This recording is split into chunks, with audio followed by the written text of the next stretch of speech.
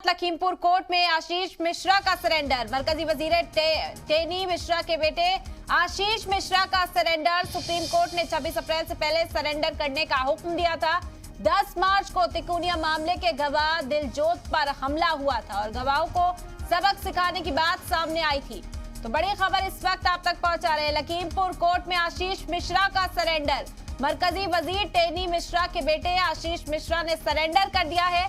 Supreme court ने 26 अप्रैल से पहले सरेंडर करने का हुक्म दिया था, जिस पर अमल करते हुए आपको बता दें कि आज आशीष मिश्रा ने लखीमपुर कोर्ट में सरेंडर कर दिया।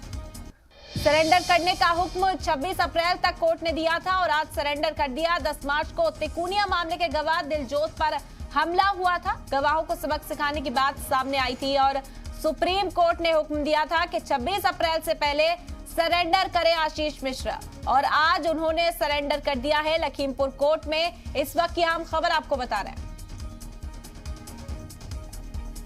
और आशीष मिश्र ने सीजेएम कोर्ट में सरेंडर कर दिया है। लखीमपुर जिला कारागार में अब कार्रवाई चल रही है। जेल के बाहर से जी मीडिया नुमाइंदे की ये रिपोर्ट देखिए। मामले में सुप्रीम कोर्ट के आदेश के बाद आज एक दिन पूर्व करीब 25 तारीख को डेट थी और उसे एक दिन पूर्व आशीष मिश्रा ने सरेंडर कर दिया है और उनको आपको दिखा दें कि कोर्ट जिला कारागार में लाया गया है।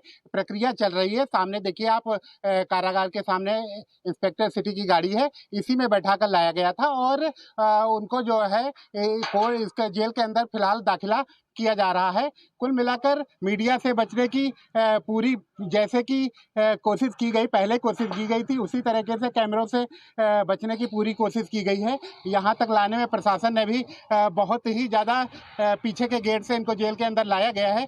तो कुल मिलाकर हालात ये, लखीमपुर हिंसा मामले में मुख्य आरोपी आशीष मिश्रा जेल में जा चुका है। लखीमपुर खीरी से दिलीप मिश्रा, जी मीडिया।